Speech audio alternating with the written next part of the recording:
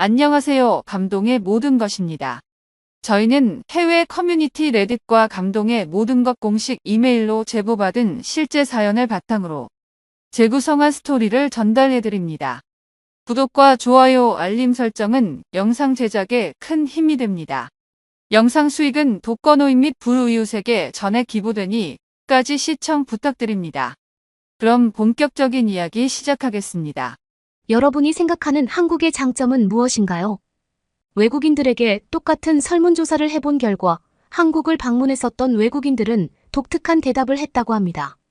한국 음식이나 한국 문화를 이야기하는 외국인들이 대다수인데 반해 한국 여행 경험자들은 치안에 대해 이야기하는 비율이 월등히 높았는데요. 확실히 다른 나라에 비해 시민의식이 높고 안전한 나라가 우리나라라고 할 수 있습니다. 오늘은 이렇듯 전 세계에서 인정받고 있는 한국의 치안이 돋보이는 사연을 가져왔는데요. 최근 한국에는 점원을 두지 않고 키오스크라는 결제기계만 덩그러니 놓아둔 가게들이 점점 늘어나고 있습니다. 점원이 없어도 손님들이 키오스크를 통해 스스로 결제하도록 한 것인데요. 처음에는 익숙치 않은 사용법 때문에 어려움도 있었지만 지금은 어느덧 한국에서 새로운 트렌드로 잡아가고 있습니다. 그런데 대만에서 바로 이 무인 시스템을 시도해봤다고 하는데요. 그 결과 충격적인 경험을 하고야 말았다고 합니다. 과연 무슨 일이 있었던 걸까요? 함께 살펴보겠습니다. 대만인 남성의 사연입니다. 저는 한국에서 유행하고 있던 무인 시스템 가게를 대만에서 처음으로 시도했던 사업가인 덩샤우입니다. 한국을 따라했던 사업 때문에 대만의 부끄러운 민낯을 보고야 말았습니다. 반대로 한국이 왜 선진국으로 불리는지도 뼈저리게 깨달을 수 있었어요. 우선 제가 처음 한국에 가게 된 계기는 제주도에 있는 부동산 때문이었습니다. 한국은 투자자들이 절대로 포기할 수 없는 최고의 투자처거든요. 많은 대만인들은 대만 시장이 실적에 비해 너무 과평가를 받고 있다고 생각하고 있습니다. 그래서 아직은 저평가를 받고 있는 한국에 투자하는 대만인들이 늘어나고 있죠. 실제로 한국 제주도의 대만인 지분이 아주 빠르게 늘어나고 있다고 하더라고요. 그래서 이것저것 알아보기 위해 한국에 갈 기회가 여러 번 생겼습니다. 그렇게 자주 가게 되면서 제가 한 가지 크게 놀란 점이 있었는데요. 바로 한국의 기술력이었어요. 한국이 이렇게까지 발전한 나라인 줄 몰랐거든요. 대만은 IT 관련해 많은 투자가 이루어지는 중이라 모든 나라를 통틀어서 대만이 기술면에서 앞서간다고 생각하고 있었어요. 한국은 투자도 안 하는 것처럼 보였는데 직접 와서 겪어보니까 대만보다 훨씬 편리해 보이더라고요. 지하철도 복잡하지 않고 간단하게 잘 되어 있고 공항도 대만에 있는 공항보다 훨씬 더 좋아 보였어요. 그런데 그 중에서도 가장 인상 깊었던 건 바로 곳곳에 있는 무인 시스템이었습니다. 공항에서도 티켓 발권을 아예 기계로 하더라고요. 무작정 기계만 많은 게 아니라 실제로 이용률도 굉장히 높아 보였죠. 물론 대만에서 이런 모습을 아예 볼 수 없는 건 아닙니다. 대만도 기술을 실생활에 도입하기 위한 여러 가지 시도들을 꾸준히 해오고 있었거든요. 특히 현금 대신 QR코드를 이용한 결제 시스템은 대만이 최첨단 국가가 되어가는 증거 중에 하나라고 할 수 있죠. 즉 우리나라도 기술력이 좋다고 생각했는데 한국의 무인 시스템은 이미 한국인들의 생활에 깊숙이 스며든 것 같더라고요. 그걸 언제 깨달았냐면 하루는 아이스크림을 먹기 위해 길거리에 있는 가게에 들렀었어요. 그런데 가게 주인이 없더라고요. 저는 주인이 화장실에 갔나 착각했어요. 그리고 문도 잠그지 않고 자리를 비운 게 어리석다고 생각했죠. 그리고 아이스크림을 들고 결제하기 위해 기다렸는데 아이스크림이 녹을 때까지 주인이 오지 않더라고요. 저는 슬슬 화까지 났죠. 그냥 몰래 아이스크림을 들고서 나가버릴까도 생각했어요. 그때 학생들이 우르르 들어오더니 키오스크를 통해 결제를 하더군요. 그렇습니다. 그곳은 스스로 결제를 해야 하는 무인 아이스크림 가게였어요. 게다가 이런 가게가 한 군데만 있는 게 아니었어요. 길거리마다 있는 동네 아이스크림 가게는 열의 9은 무인 가게였죠. 한국 사람들은 이게 일상인 듯 했어요. 물론 처음엔 신기하다는 생각도 있었지만 솔직하게 말하자면 그다지 좋게만 보이지는 않았습니다. 약간 한심하다고까지 생각했어요. 얼마나 일하기 귀찮고 사람이 게으르면 기계에 모든 일을 맡겼을까 생각했죠. 왜냐하면 저도 대만에서 가게를 운영하고 있으니까요. 사람이 직접 가게를 운영하고 발로 뛰어야 보람차고 의욕이 생기는데 가게에 꼴랑 CCTV만 설치하고 자기는 집에 앉아서 돈만 벌겠다는 생각이 한심하기 짝이 없다고 생각했습니다. 한국인들이 게을렀기 때문에 가능했던 발상이라며 비웃었죠. 하지만 이런 생각이 완전히 착각이었다는 사실을 깨닫게 되는 사건이 생겼습니다. 일단 코로나 이후 저는 한국에 가지 못하게 됐어요. 그리고 대만에서 유지하던 장사도 잘 되지 못했죠. 정부의 규제 때문에 모든 사람의 외출이 금지되어 버렸고 그렇게 손님이 뚝 끊겼거든요. 참고로 그 가게는 우리 가족이 대대로 운영해오던 가게였던지라 50년 넘게 유지되던 우리 동네의 터줏대감이나 다름없었습니다. 하지만 코로나 때문에 몇 달째 계속 적자가 나게 되니 기존의 사업을 접어야만 하는 상황이 오고야 말았어요. 전 어떻게 해야 하나 고민했죠. 제가 물려받고도 10년 넘게 운영해왔기 때문에 그 가게는 저의 식구 같은 존재였어요. 또 이 가게를 접으면 우리 가정의 경제적인 타격이 클 수밖에 없었죠. 그래서 많이 미루었습니다. 처음에는 조금만 기다리면 지나가겠거니 했는데 코로나는 1년이 지나서도 계속해서 말썽이더군요. 언제까지나 가게를 붙잡고만 있을 수 없는 상황이었어요. 현실적으로 밑빠진 독에 계속해서 물을 부을 수만은 없으니까요. 결국 그렇게 눈물을 흘리며 우리 가족을 계속해서 먹여 살려왔던 가게를 접고야 말았습니다. 그 후가 더 문제였어요. 계속해서 장사만 해오던 제가 일을 그만두고 나니까 뭘 해야 할지를 모르겠더라고요. 장사 말고 할 줄 아는 게 없었어요. 그래서 떠오른 해결책은 다른 가게를 운영해 보는 거였어요. 대신 그 누구도 생각하지 못할 사업 아이템을 찾아야 했죠. 이때 문득 한국에서 유행하던 무인 가게가 떠올랐습니다. 그리고 그 시스템을 대만에 도입해 보자고 생각했죠. 처음엔 그들을 한심하게 생각했었는데 지금 와서 다시 보니까 그들이 맞았던 것 같더라고요. 당시 한국의 인건비도 비싸고 시대의 흐름이 비대면으로 변화하다 보니까 그렇게 했던 것 같아요. 처음엔 좀 파격적이었지만 지금 보니 현명한 선택이었던 거죠. 마침 제가 가지고 있던 제주도의 땅을 비싸게 사겠다는 사람이 나타났었어요. 그렇게 가게 준비를 위한 여유 자금이 갑자기 엄청 불어났죠. 돈이 생기니까 더 자신감이 넘쳤던 것 같아요. 이걸 모두 투자해야겠다고 생각하고 과감하게 10개의 무인 점포를 한 번에 시작했죠. 생각보다 무인 점포를 만드는 비용이 비싸서 많은 돈이 나갔어요. 나중에 후회하게 될까 봐 두렵긴 했지만 초기 비용만 비싸서 그렇지 나중엔 100% 돈방석에 앉게 될 거라고 생각했어요.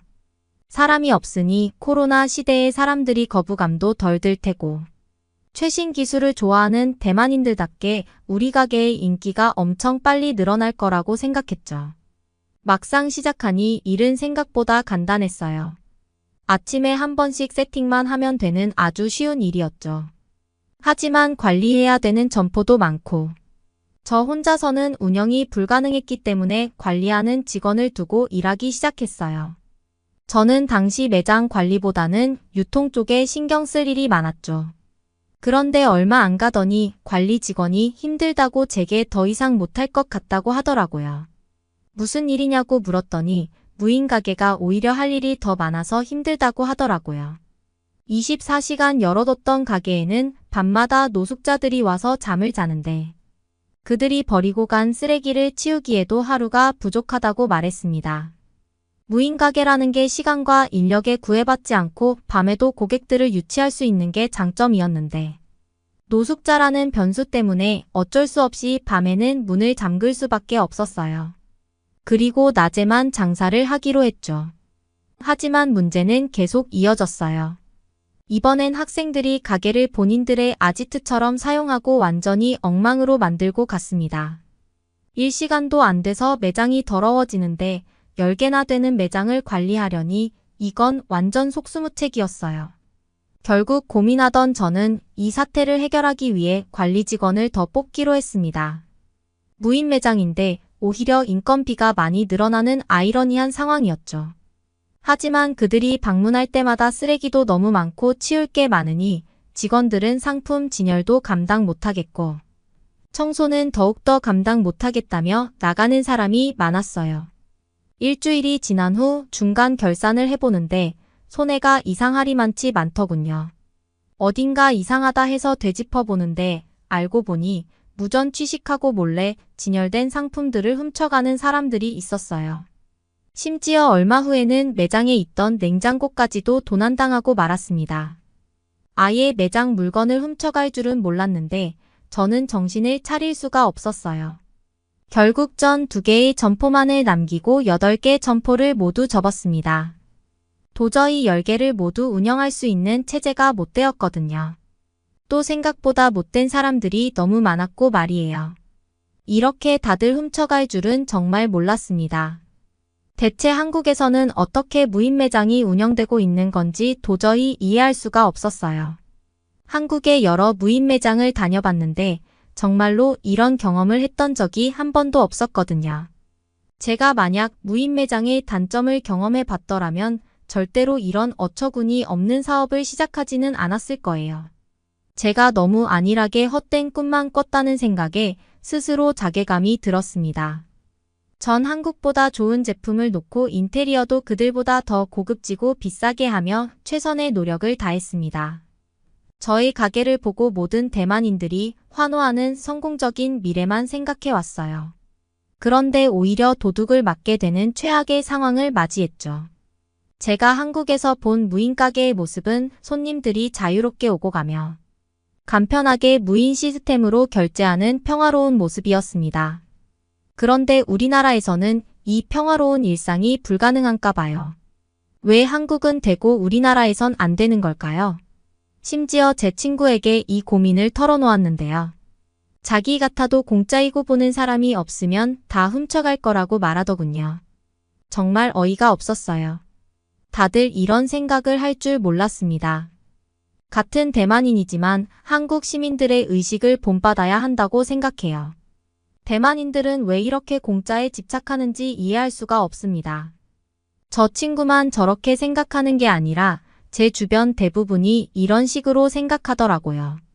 이런 식이라면 누가 대만에 기술 투자를 할 수 있겠나 싶어요. 결국 저는 이상한 방식으로 남아있는 무인 가게를 운영하고 있습니다.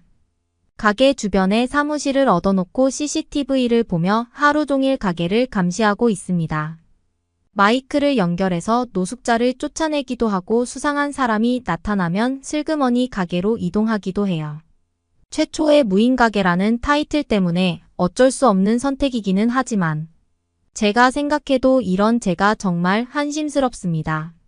한국에 간다고 그때 그 한국? 응, 맞아. 혹시 아직도 그때를 생각하고 있는 거야? 아니 그건 아니지만 당시엔 입으로 분명히 다시는 한국에 올 일이 없겠다고 했던 게 기억나서. 기억력 좋네. 하지만 그건 아주 오래전 일이니까. 이젠 다르지. 저는 최근에 한국을 찾았습니다. 제 스스로 한국을 찾아갔어요. 평소에 방문할 것이라는 생각을 하지도 못했던 나라이고 한국이라는 나라의 제 발로 스스로 찾아갈 줄은 절대 몰랐던 나라입니다. 2002년 서울에서 월드컵이 열렸을 때 저는 신입 기자였고 방송국에서 대규모의 취재단을 꾸려서 한국에 갔었고 저도 그곳에 있었거든요. 엄밀히 말하자면 이번에 다녀온 한국은 처음 겪는 나라는 아니죠. 하지만 처음 가본 나라라고 표현하는 게 맞을 것 같습니다. 제가 처음 가봤던 당시 한국의 모습을 떠올려 보자면 아직 완전한 모습이 아니었고 당시 한국인들은 나름대로 발전과 성장을 거듭하고 있는 자국에 대한 자부심이 있는 상태이기는 했지만 글쎄요. 저를 포함한 모든 사람들은 그렇게 생각하지 않았어요. 보름 넘게 있었던 한국에서 성공적인 취재를 끝내고 다들 어떻게 했는지 아시나요? 바로 일본으로 가는 비행기에 탑승했습니다. 모두들 들떠 있었어요. 왜냐하면 한국에서 고생했다며 보너스 휴가를 받았거든요. 당시 월드컵이 열린 한국에서보다 도쿄에서의 경험은 더 좋았습니다.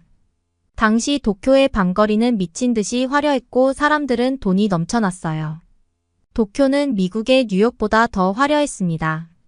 그냥 길거리를 걷다 보면 정말 멋진 차들이 길에 널려 있었고 길거리에는 엄청나게 높은 빌딩들이 경쟁하듯 새로이 들어서고 있었으며 여러 가지로 일본은 정말 최고였습니다.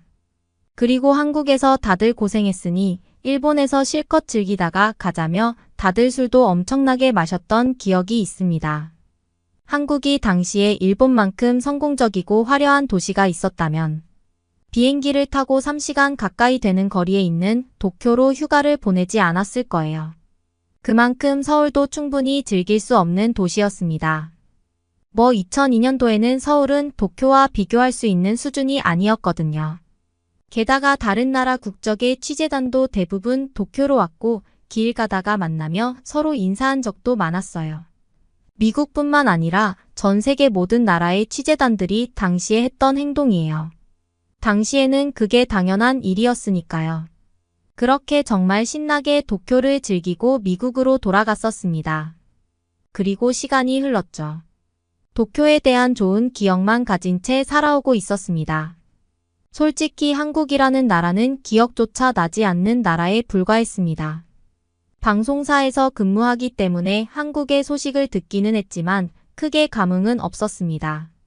하지만 지금은 스스로 한국 여행을 계획하며 실제로 한국을 찾았고 정말로 한국에 다녀왔습니다. 지금의 한국은 그때와는 너무나 다른 곳이고 성실한 한국인들이 만들어낸 최고의 명작이라고 표현할 만큼 놀랍습니다. 요즘 TV를 보면 한동안 미국의 음악 시장에서 슈퍼스타가 없어서 저스틴 비버의 다음 타자는 누가 될 것인가 기대를 모으고 있던 상황에 저스틴 비버급의 인기를 누리고 있는 한국 가수가 있습니다. 정말 오랜만에 외모와 노래 실력, 춤 실력까지 갖춘 한국의 가수가 나와서 춤을 추고 있고 노래를 하고 있습니다. 그리고 한국을 가본 적도 없는 수많은 미국인들이 그의 노래를 따라 부르고 그들의 춤을 따라 춥니다. 심지어 그 가수 때문에 한국을 알게 되고 한국을 찾아갑니다. 그들이 단순히 한국의 가수 때문에 한국을 찾아갈 수도 있겠지만 그것은 현실적으로 쉽지 않다는 것을 다들 알고 있습니다. 예를 들어 영국에 인기 있는 슈퍼스타가 나왔다고 해서 많은 사람들은 영국을 가봐야겠다고 생각하지 않듯이 말이죠. 한국이 그만큼 인프라가 충분히 훌륭하고 여행을 다니기에 너무나 안전한 나라이기 때문에 쉽게 접근이 가능합니다. 이따금씩 멕시코 가수의 음악이 미국에 유행을 하고는 하지만 아무도 그 유행을 따라서 멕시코를 여행하지 않는 것도 같은 맥락입니다. 그만큼 한국은 발전했습니다.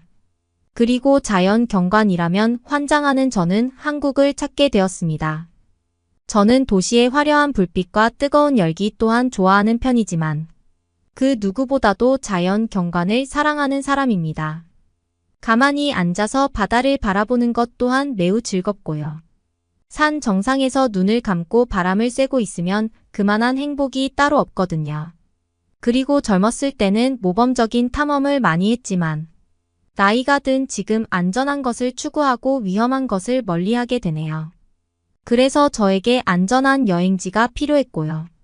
그렇게 한국을 고민하게 된 것도 있습니다.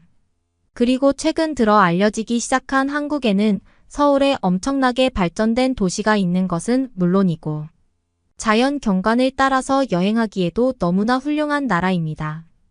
북미 지역과 유럽 지역과는 다른 종류의 나무들이 상당히 많고요. 그래서 한국의 경치에 색다른 느낌을 받게 됩니다. 그리고 한국과 비슷한 경관을 가지고 있는 일본이 있죠. 때문에 사람들은 일본으로 여행을 가기도 합니다. 하지만 지금은 한국이 대세를 이루고 있고 미국에서 사람들이 여러 명 모이면 한 번쯤은 꼭 한국 이야기가 나올 정도로 정말 핫한 장소임이 틀림이 없습니다. 저는 그래서 올해 예정되어 있던 일본으로의 경치 여행을 취소하고 한국으로 장소를 바꾸게 되었습니다. 여러 가지 이유가 있지만 일본에서는 영어로 소통하기가 매우 어려운 편이라 고생을 조금 할 수 있습니다. 제가 아주 오래전 일본 도쿄의 화려한 거리를 즐길 때에도 언어로 상당히 애를 먹었는데 지금도 별반 다를 바가 없다고 합니다. 반면에 요즘 한국을 다녀온 많은 사람들의 경험이 담긴 진술에 의하면 한국에서는 일본보다 훨씬 소통이 수월하다는 이야기를 들었고 실제로 한국인들의 영어 실력은 일본인들보다 더 뛰어나기 때문이죠. 글로벌 영어 공인 점수들을 살펴보더라도 일본은 최하위권에 속하는 반면에 한국은 매우 높은 수준의 영어 점수를 보여주기 때문에 한국을 다녀온 주변 사람들의 진술은 정말 신뢰가 되기도 하고요. 공인된 근거까지 있으니 한국에서 소통을 못해서 답답한 경우는 잘 없을 것이라고 생각했습니다. 실제 그러하기도 했습니다. 그리고 사람들이 단점으로 꼽는 한국의 좁은 국토 면적에 대해서 저도 곰곰이 생각을 해봤습니다. 하지만 그게 꼭 나쁜 거라고 생각이 들지는 않더군요. 왜냐하면 유럽의 다른 선진국들도 사실 광활한 영토를 가지고 있는 것이 아니고요. 오히려 적당한 사이즈를 가진 국가일수록 균형 있게 국토를 관리하고 설계할 수 있죠. 예를 들면 한국에는 그 어느 지역에도 통신 불능 지역이 없다는 것을 예로 들 수 있고 평범한 등산객이 조난을 당한 후 구조받지 못해서 안타깝게 생을 마감해야 하는 일이 한국에서는 매우 드물다는 사실이 그 증거이죠. 미국에는 구조해줄 사람도 많고 구조해줄 역량도 충분한 구조대원들이 아주 많이 있지만 그런 영향력이 닿지 못하는 곳들이 존재하고 그것 때문에 실제 많은 사람들이 아픔과 힘든 일을 겪어야 하는 것을 생각해보면 저는 더욱더 한국 여행이 더 적합하다고 생각했습니다. 그리고 더 환상적인 것이 무엇인지 아시나요? 오전에 등산을 하고 저녁에는 바닷가에 가서 일몰을 볼 수 있는 게 가능하다는 것이죠. 저는 한국에서 오전에 서울에 있는 북한산이라는 곳을 등산했습니다. 우선 한국인들은 북한산에 가보지 않았어도 이름만 들어도 그 산이 매우 힘들겠다는 이야기를 한다고 합니다. 이름 안에 험한 산을 뜻하는 악자가 들어가기 때문이래요. 한국인들은 산의 이름을 지을 때에도 이렇게 직관적으로 알아볼 수 있는 의미를 집어넣었습니다. 게다가 산뿐만 아니라 대부분의 지명들이 의미 없이 지어지는 게 아니라 나름대로의 역사와 대표성을 나타낼 수 있는 의미의 이름들을 짓는다고 합니다. 오랜 기간 문명을 유지해오고 발전시켜온 한국이 수천 년 전부터 내려온 고유 명칭을 그대로 지금까지 유지하고 있는 것은 너무나 유서 깊은 일입니다.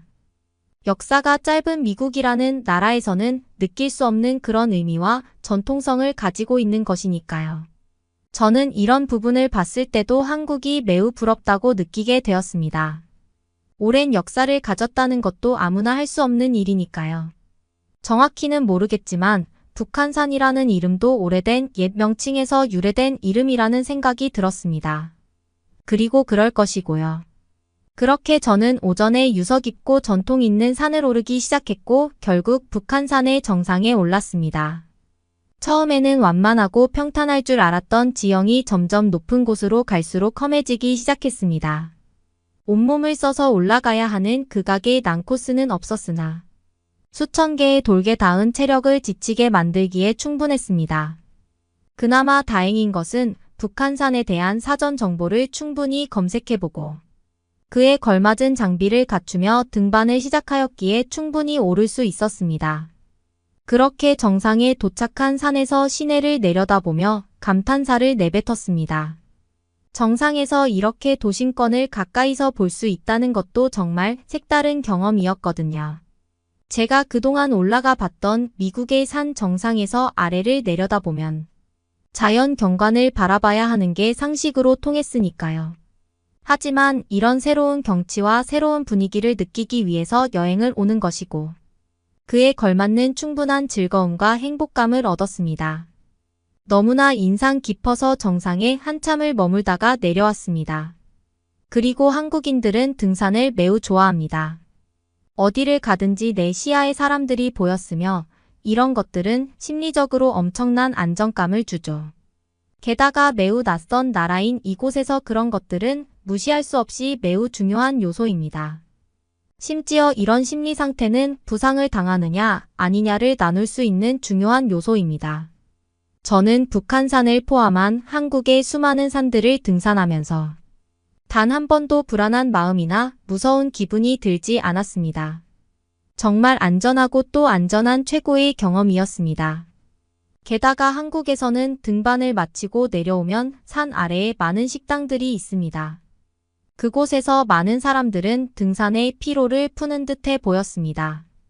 도심권과 가까우니 당연한 것 아니냐고 생각할 수 있지만 한국에서는 도심권의 상권과는 아예 별개로 등반객을 위한 인프라가 따로 존재하는 것입니다. 이런 것들은 정말 부러울 만한 시설들이었습니다. 그리고 더 놀라운 점은 아직 끝나지 않았어요. 저는 등반을 마치고 일행들과 함께 한국의 서해 바다로 향했습니다. 차를 타고 2시간도 안 걸린 서해 바다의 백사장을 보면서 조금 전까지는 높은 산에서 아래를 내려다봤는데 지금 내 눈앞에는 드넓은 백사장이 뻗어 있는 모습을 보게 되었거든요. 게다가 한국의 바다 또한 역시나 아름다웠습니다. 그저 감탄스러운 탄식을 내뱉을 수밖에 없었어요. 저는 바다와 산을 너무나 좋아하는 사람인데 그 두 개를 하루에 다 즐기다니 저에게는 최고의 선물과 같은 일입니다. 그리고 제가 도착할 때쯤 해는 점점 해안선에 가깝게 내려가고 있었어요. 노후를 보면서 너무나 행복한 기분을 느끼고 있었습니다. 그리고 해가 모두 지는 것을 감격스럽게 감상한 뒤 제가 했던 행동을 말씀드리면 다들 놀라실 거예요. 저는 주변에 있는 식당에 들어갔습니다. 거의 처음 가다시피 한 나라에 그것도 밤시간 게다가 바닷가에 있는 한적한 식당에 들어갔습니다. 여기가 미국의 한적한 바닷가 마을의 식당이었다면 조금은 두려울 수도 있겠죠. 하지만 여기는 한국입니다. 그 어느 지표를 찾아봐도 한국만큼 안전한 나라는 매우 드뭅니다. 한국에서는 어두운 골목길에서 낯선 사람이 나를 마주보며 다가오는 듯한 느낌을 받더라도 겁낼 필요가 없는 곳입니다. 그 낯선 사람은 분명히 그냥 이 길을 지나가고 있을 뿐이죠. 저는 그동안 한국 이외의 다른 나라들을 많이 다녀봤습니다. 그리고 그 어디에서도 이렇게 마음 편하게 다녔던 적이 없어요. 하지만 한국에서는 그런 것들이 가능했고 실제 저는 아무런 조심성이 없이 다녔음에도 불구하고 한 번도 위협적인 상황을 마주친 적이 없습니다. 돌이켜보면 이것 또한 너무나 감사한 일이 아닐 수 없습니다. 시골 마을을 돌아다니며 밤늦게 찻길 옆을 거닐고 있으면 오히려 경찰들은 저희에게 다가와서 길을 잃은 것인지 도움을 주려고 했어요. 밤거리를 걷다가 경찰들에게 검문을 당하는 줄 알았는데 그게 아니고 도움을 주려고 왔다니. 정말 대단하지 않나요? 심지어 한 번은 가로등 불빛도 잘 없는 곳에 들어갔다가 다시 돌아나가기까지 상당한 거리가 남았음을 알게 된 적이 있습니다. 저는 그때 실제로 한국 경찰들의 도움을 받아서 한국의 경찰차를 타고 밝은 곳으로 나간 적도 있어요. 한국에서는 경찰차를 범죄자를 태우는 용도로만 쓰는 게 아니라 이렇게 친절을 베풀기 위해서도 사용하는 것 같았습니다. 게다가 한국의 경찰들은 저에게 친절하게 대해주었습니다. 어느 나라에서 왔는지, 왜 이런 곳까지 왔는지 간단하게 의사소통이 되었습니다. 특히 젊은 경찰관은 영어 실력이 상당해서 많이 놀라기도 했습니다. 영어를 어디서 배웠냐고 물었더니 경찰 시험을 합격하기 위해서 영어 공부를 많이 해야 했다고 했어요. 심지어 영어권 국가에 살아본 적은 없었으며 그냥 놀러 가본 게 전부라고 했습니다. 제가 천천히만 말하면 그는 어려운 단어도 다 알아들어서 놀랐습니다. 그리고 다른 나라의 경찰차를 타봤다는 것은 또 색다른 경험이 되기에 충분했고 종종 친구들을 놀래키기 위해서 한국에서 경찰차를 타봤다는 이야기를 하고는 하죠. 경찰차를 타봤다는 첫 문구를 들은 모든 사람들은 저를 이상한 눈으로 보기 시작하지만 이내 곧 오해가 풀리기 때문에 즐거운 농담 소재로 쓰고는 합니다. 그만큼 저는 한국의 모든 것들이 너무나 만족스러웠고 모든 것들이 다 좋았습니다. 추억도 상당히 많이 담아오기도 했습니다. 그리고 제가 아주 오래전 신입기자 시절 한국을 찾았을 때와 지금은 너무나 다릅니다. 길을 걷다가 저와 비슷한 나이대의 한국인들을 보면 당시에 후줄근하고 세련되지 못했던 사람들이 이제는 저보다 더 세련되게 옷을 잘 입고 더 패셔너블하게 다닌다는 것을 알게 되었어요. 당시에 한국 사람들은 옷 입는 것도 촌스럽고 헤어스타일도 너무 올드하고 뒤처진다는 느낌이 들었는데 이제는 그들이 저보다 더 멋쟁이가 되었거든요. 한국인들의 패션을 따라하고 싶을 정도로 한국인들은 모든 사람들이 감각이 뛰어난 것 같았습니다. 각기 다른 사회에서 수십 년간 떨어져서 살았는데 그들은 놀라운 변화를 목격했고 저는 그다지 크게 변하지 않은 정적인 사회에서 살다 왔죠. 그리고 옛날을 회상하면 한국은 마치 타임머신을 타고 미래로 앞당겨 온 느낌마저 들었습니다. 그렇게 과거에 다시 한국에는 올 일이 없겠다고 말했던 제 말은 너무나 보란듯이 틀려버렸음을 알게 되었습니다. 너무나 경솔한 발언이었고 그 발언을 굉장히 부끄럽게 생각하게 되었습니다. 그리고 한국인들이 성실하지 않았다면 제 말이 정말 현실이 되었을 수 있지만 한국인들은 그동안 너무나 성실하게 자신들의 조국을 발전시켜 온 것을 알고 있습니다. 제가 더 나이가 들어서 이제는 모범적인 탐험을 하는 여행이 아니라 휴양을 하고 도시의 풍경을 즐기면서 충분한 인프라와 시스템을 누리기 위해서 편리한 곳을 찾으라고 하면 저는 한국을 찾게 될 것 같다는 생각을 하게 되었습니다. 그리고 저에게 한 방 크게 먹여준 한국인들에게 존경을 표하고 싶습니다. 여러분들은 정말 대단한 업적을 이뤄냈다며 말이죠. 한국의 한 가정집. 살려주세요. 제발 살려주세요. 쓰러져 고통에 몸부림치는 외국인 여성 앞으로 그녀의 시어머니처럼 보이는 여성이 그녀를 노려보고 있습니다. 과연 그들에게는 무슨 일이 있었던 걸까요? 안녕하세요. 아만다입니다. 모두가 아시다시피 전 세계를 덮친 전염병으로 인해 수많은 사람이 피해를 보고 수많은 회사가 소리 소문 없이 없어지기도 했는데요. 저 역시도 전염병의 여파로 인해 가장 행복해야 할 20대 중반을 온전히 버티는 데에만 급급해하며 보내게 되었죠. 아마 한국에 가지 않고 계속 호주에 남아 있었다면 4년 전 힘듦을 지금까지도 겪었을 수도 있고요. 저는 시드니 지역의 작은 잡지 회사에서 디자이너로 근무를 했었습니다. 제가 취업을 준비했을 당시만 해도 전염병의 여파가 심해 사람뿐 아니라 기업들조차 두려움에 떨 때였어요. 이 때문에 회사에서는 새로운 직원을 뽑기는커녕 버티는 것조차 버거워하다가 사라지는 경우가 많았죠. 그래서 계약직으로 취업이 됐다는 것만 해도 얼마나 다행이라고 생각했는지 몰라요. 주변 친구들만 해도 자신의 전공과는 전혀 상관이 없는 마트캐셔 일이나 단순 노동에 관련된 일을 했었거든요. 그것마저도 일자리가 없어서 경제적 궁핍을 겪는 친구들도 있었고요. 더군다나 저의 경우에는 회사에 가져오는 성과에 따라서 정규직 전환도 될 수 있었기에 취업을 했다는 것에 감사하며 열심히 일하려 노력했네요. 이 때문인지 작은 규모의 잡지 회사임에도 제가 도맡아 발행한 패션 잡지는 SNS를 통해 20대층의 큰 인기를 얻게 되었고 저는 당연히 정규직이 될 거라고 여기게 되었습니다. 회사에서 저만큼 성과를 낸 직원은 없었으니까요. 하지만 이런 기대가 무색하게도 정규직 심사가 한 달 남았을 시점에 책임 매니저로부터 해고 통보를 받게 되었어요. 제가 대기업의 잡지를 그대로 카피를 했다면서요. 말도 안 되는 억지였지만 계약직인 제가 할 수 있는 것은 없었고 그대로 부당하게 해고를 당하게 되었죠. 여러 가지 상황을 고려한다면 바로 재취업을 했어야 하지만 차마 다시 취업할 엄두가 나지 않더군요. 다른 회사에서도 필요할 때만 써먹고 연봉을 올려주기 싫어서 내쫓아낼 수 있잖아요. 더 큰 문제는 제가 재취업을 하겠다고 마음을 먹는다고 해서 곧바로 디자이너로서 일을 할 수 있을지 없을지도 불확실하다는 것이었어요.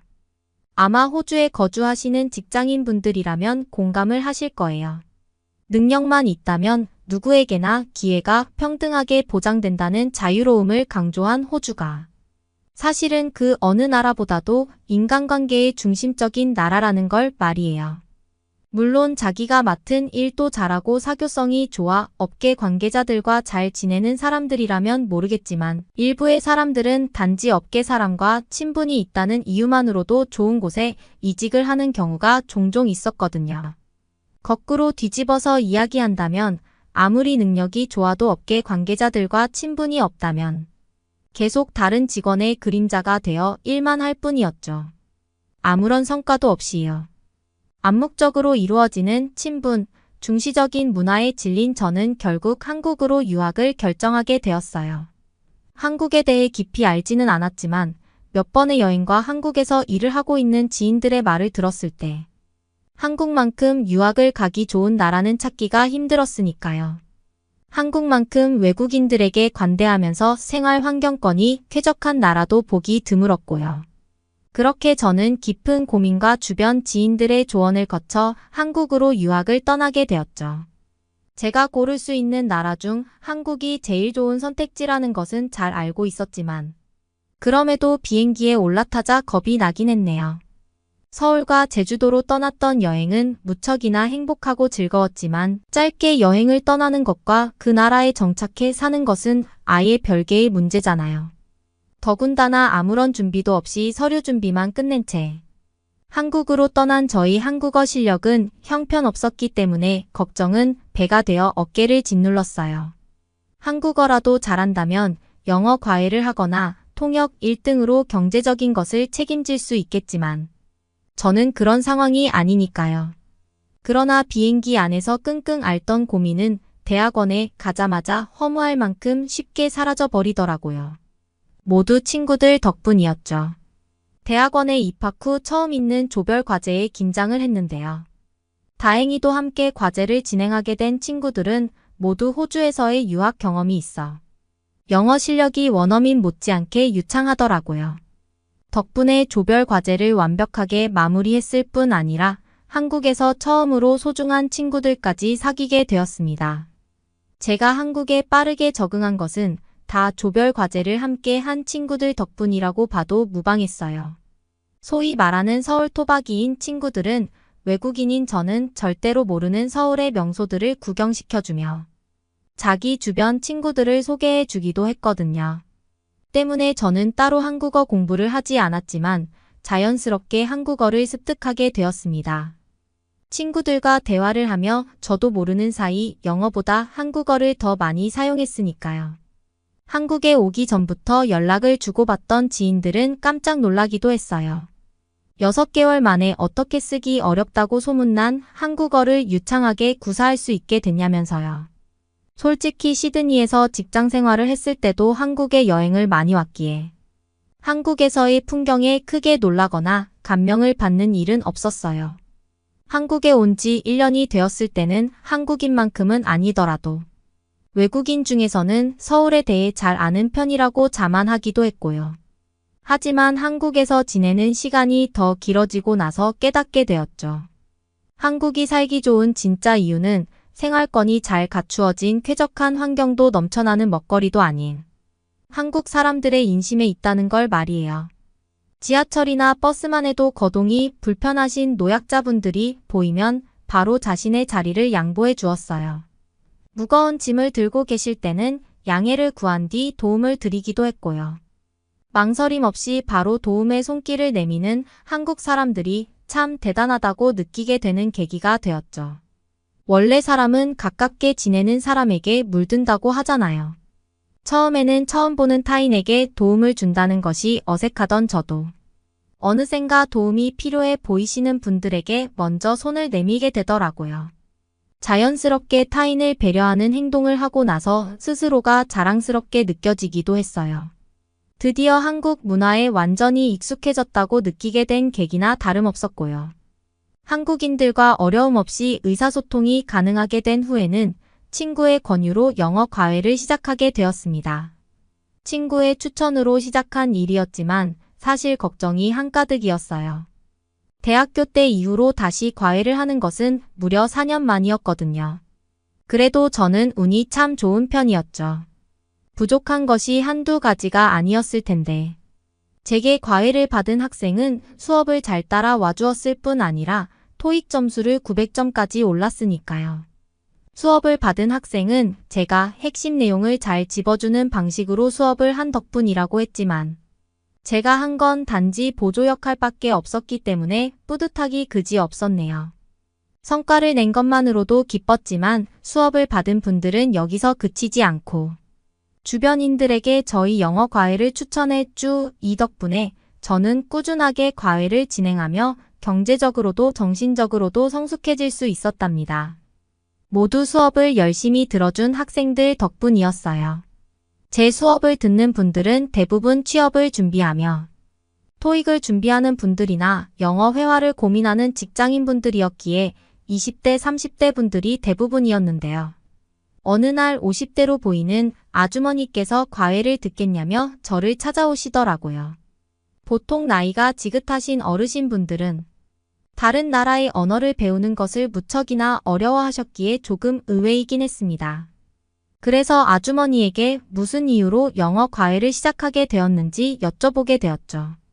그랬더니 아주머니께서는 자신이 영어를 시작한 것은 온전히 딸들 때문이라고 대답하셨어요. 말씀을 들어보니 아주머니의 따님 두 분은 국제 결혼을 하셨더군요. 이 때문에 따님들이 없을 때면 사위들과 소통하는 것이 아예 불가능했고요. 보통 공부라는 것이 자기 의지가 제일 중요한 법인데 그런 의미에서 아주머니의 태도는 100점에 가까우셨어요. 일주일에 4일을 꼬박꼬박 나와 공부를 하는 것이 절대 쉬운 일이 아니잖아요. 물론 아무것도 하지 않고 영어 공부만 몰두할 수 있는 환경이라면 상관이 없겠지만 아주머니께서는 반찬 가게를 운영하시면서 과외 수업을 받으셨기에 대단하다는 말밖에 할 수가 없었네요. 알파벳도 모르시던 아주머니께서 처음으로 간단한 영어 문장을 구상하셨을 때는 아주머니뿐 아니라 저도 참 기뻤습니다. 영어를 가르치는 입장에서 나날이 실력이 향상되는 것만큼 보람차고 즐거운 일은 없었거든요. 아주머니께서는 사위들과 함께 식사를 하신 후 곧장 저에게 달려와 고맙다며 꽃다발까지 안겨주셨어요. 처음으로 딸의 도움 없이 사위들과 이야기를 하게 되었다면서요. 이후로 아주머니께서는 과외 수업을 받으러 오실 때면 양손 가득 반찬을 가져와 주셨어요. 아주머니 덕분에 저는 호주에 있을 때보다 더 풍족한 먹거리를 맛볼 수 있었고요. 아주머니께서 1년 동안 꾸준히 저에게 영어 과외를 받으셨고 이로 인해 저는 아주머니뿐 아니라 아주머니의 따님들과도 친밀한 사이가 되었죠. 아주머니의 생신날 집에 초대되어 허물없이 생일상을 같이 할 정도로 말이에요. 그리고 이 과정에서 안타까운 사실을 알게 되기도 했습니다. 바로 둘째 따님께서 남편과 이혼을 했다는 것이었죠. 문화적 차이를 극복하지 못한 남편과의 이혼 후 둘째 따님은 참 많이도 힘들어하셨기에 종종 집에 들러 위로를 해드리기도 했어요. 그러던 중 주재원으로 호주에 파견을 갔다는 아주머니의 막내 아들이 한국에 돌아오게 되었고 말도 안 되는 일이 일어나고 말았죠. 제가 아주머니의 아들에게 첫눈에 반한 것이었습니다. 처음 느끼는 떨림이기는 했지만 그래도 최대한 신경을 안 쓰려고 노력했어요. 유학생의 신분으로 한국에 정착할지 아니면 호주로 돌아갈지도 모르는 상황에서 마음이 내키는 대로 행동할 수는 없는 일이니까요. 그러나 영어 과외를 듣는다는 핑계로 아주머니에게 저희 연락처를 받아낸 아주머니의 아들은 한 달 내내 적극적으로 연락을 해왔고 결국 저희는 연인이 되고 말았네요. 그렇게 연인으로 지낸 지 정확히 6개월 뒤 아주머니의 아들은 저에게 프러포즈를 했고요. 머리로는 거절하는 것이 맞다고 생각했어요. 경제적으로 안정이 된 것도 아니고 그렇다고 한국에 정착해 쭉 산다고 확신할 수도 없는 상황이나 마찬가지니까요. 하지만 이 남자가 아니면 2번 다시 운명의 상대를 만날 수 없을 거라는 확신 때문에 프로포즈를 받아들이게 되었습니다. 서로의 관계가 확실해지자 저희는 곧바로 아주머니에게 이 사실을 말씀드렸어요. 솔직히 아주머니께서는 국제 결혼을 2번이나 허락하신 데다가 저와는 허물없이 가깝게 지내셨기에 결혼을 당연히 허락해 주실 거라고 믿었는데요. 아주머니께서는 결혼 이야기를 듣자마자 불같이 화를 내시더군요. 자신의 눈에 흙이 들어가는 한이 있어도 국제 결혼만큼은 안 된다면서요. 이것만으로도 당황스럽고 속상했지만 아주머니께서는 이걸로는 부족하셨는지 개인적으로 저를 찾아와 무릎을 꿇고 빌기까지 하셨어요. 제발 자기 아들이 한국 여자와 결혼할 수 있게 헤어져 달라고요. 이쯤 되니 결혼을 고민하게 되더라고요. 아무리 남자가 좋다고 한들 가족들의 반대를 이기면서까지 강행한 결혼이 행복할 것 같지는 않았거든요. 하지만 결혼을 고민하던 찰나 갑자기 찾아온 아이로 인해 저희는 결혼식을 올리게 되었습니다. 남편을 사랑하는 마음 반, 아이에 대한 책임감 반으로 시작한 결혼이었지만 마음이 썩 좋지는 못했어요. 듬직하고 자상하다며 남편을 무척이나 마음에 들어하는 친정 아버지와 다른 가족분들과는 다르게 어머니께서는 결혼식 내내 입을 꾹 다물고 계셨죠. 사회자는 어머니에게 며느리와 포옹을 하라고 말을 하기도 했지만 어머니께서는 그마저도 거부를 하셨고요. 그래도 저는 어머니와 잘 지내기 위해 매번 핑계거리를 대며 시댁에 찾아가곤 했어요. 영어 공부를 도와준다는 명목으로요. 그렇지만 어머니께서는 이미 다른 영어 선생을 구했다며 이마저도 거부를 하시는 통에 어쩔 도리가 없었네요. 그러다 어머니의 생신날을 맞아 제가 직접 요리를 하게 되었는데요. 미역국을 한술 뜨신 어머니께서는 인상을 찡그리며 요리를 누가 했냐고 물어보시더군요. 제가 했다고 대답하자 어머니께서는 숟가락을 내려놓으며 화를 내셨어요. 왜 괜한 짓을 하냐고요. 아마 어머니께서는 큰 시누이나 작은 시누이가 요리를 했다고 생각하셨나 봐요. 다시는 요리를 하지 말라는 어머니의 말씀에 너무 큰 상처를 받게 되었어요.